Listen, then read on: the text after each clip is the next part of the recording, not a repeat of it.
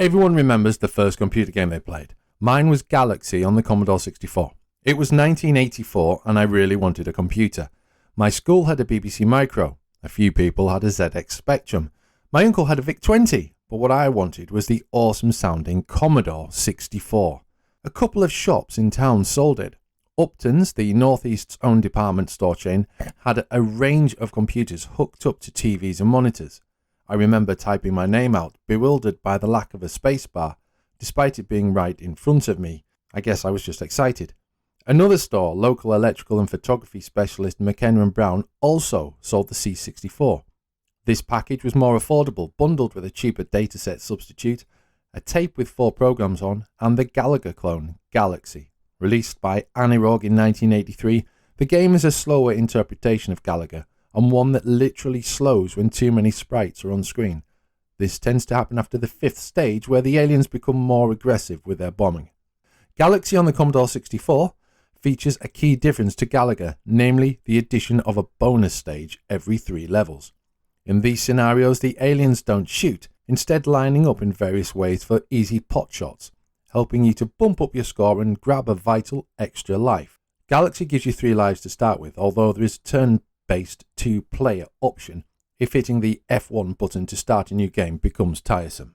I seem to recall playing Galaxy to around level 10 way back when, although this was a level of skill unattained until I hit my teens, when I could rely on my Action Replay cartridge. These days, cheat modes present less of a moral quandary. Even in emulators, though, the game struggles to perform.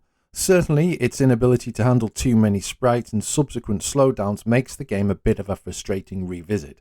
This begs the question, was it play-tested to any significant degree by Anirog? In its defense, a ton of subpar games were released as the home computer boom took hold.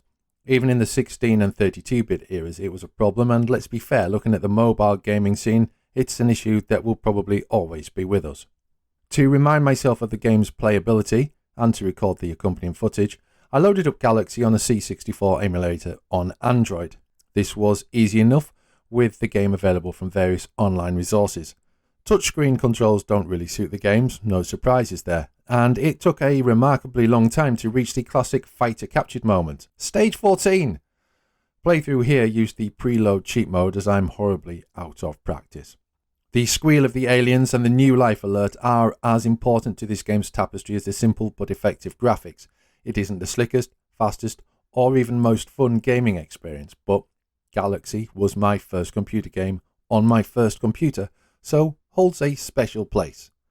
Good or bad, Galaxy is a game that I occasionally return to regardless. It reminds me of 1984, the excitement of my dad bringing home the C64, its crumbly polystyrene interior packaging and the small brown wheeled table we kept it on.